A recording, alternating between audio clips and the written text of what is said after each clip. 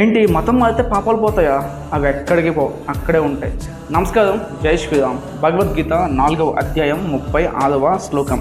అపి చేదసి పాపేభ్య సర్వేభ్య పాపకృతమ సర్వం జ్ఞానప్లవేనైవ వృజినం సంతరిష్యసి. శ్లోకానికి అర్థం ఏంటి అంటే, శ్రీకృష్ణ పరమాత్మ అర్జునుడితో ఈ విధంగా చెప్తూ ఉన్నారు.